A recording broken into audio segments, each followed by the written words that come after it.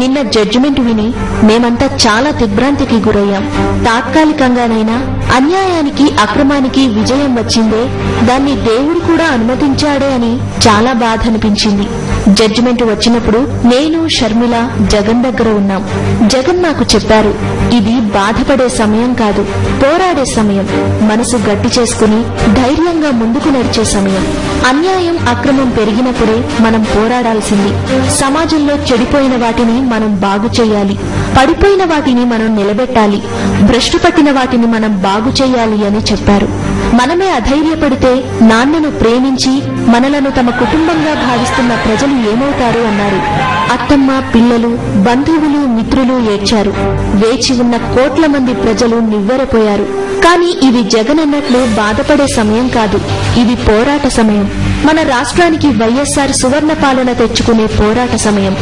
జగన్ మొదలుపెట్టిన పనిని జగన్ బయటకు వచ్చే వరకు ముందుకు నడపాల్సిన బాధ్యత వైఎస్ఆర్ ను ప్రేమించే మనందరి మీద ఉంది. ప్రజల కోసం ప్రజలలో ఒకడిగా తిరిగే నాయకుడిని ఎక్కువ కాలం ప్రజల నుండి దూరం చేయలేరు. బంతిని కిందకు ఎంత బలంగా కొడితే అంతకంటే బలంగా అది పైకి లేస్తుంది. చరిత్ర చూపిన సత్యం అది. ఎంత అణిచివేస్తారో అంత పైకి లేస్తారు జగన్. కాంగ్రెస్ పెద్దలను ప్రసన్నం చేసుకోవాలని సీబీఐ ఆడుతున్న అబద్దాలను, వాటిని పుంఖానుపుంఖాలుగా రాస్తున్న ఎల్లో గ్యాంగ్ ను, నోటికి హద్దులు లేకుండా అబద్దాలను ప్రచారం చేసే నాయకులను నోరు మూయించే సమయం తప్పక వస్తుంది. కొంతమంది జీవితాన్ని పదవులతో, ఆస్తులతో కొలుస్తారు. మరికొంతమంది ఆస్తులు, పదవులను తృణప్రాయంగా ఎంచి ఎలా బ్రతుకుతున్నాం అనే గొలబద్దతో కొలుస్తారు. పదవుల కంటే విశ్వసనీయతకు, ఆస్తుల కంటే ప్రజాభిమానానికి విలువనిస్తారు.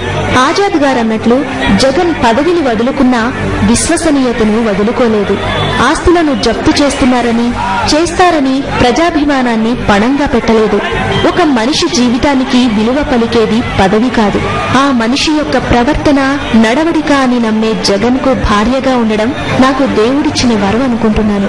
మామగారు మా మధ్య నుండి వెళ్లిపోయిన తరువాత జగన్ను గాని మా కుటుంబాన్ని గాని ఆదరించి నడిపించింది రాష్ట్రంలోని ప్రతి అవ్వ, తాత, అక్క, చెల్లి, అన్న, తమ్ముడుల ప్రేమ అభిమానాలే.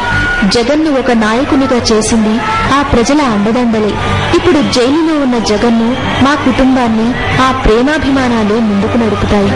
జగన్ను నాయకుడిని చేసిన ప్రజలే జగన్ నాయకత్వాన్ని బలపరుస్తారని నమ్ముతూ చేతులు జోడించి, శిరస్సు వంచి, పేరు పేరున ప్రతి ఒక్కరికి నా హృదయపూర్వక కృతజ్ఞతలు తెలుపుకుంటున్నాను.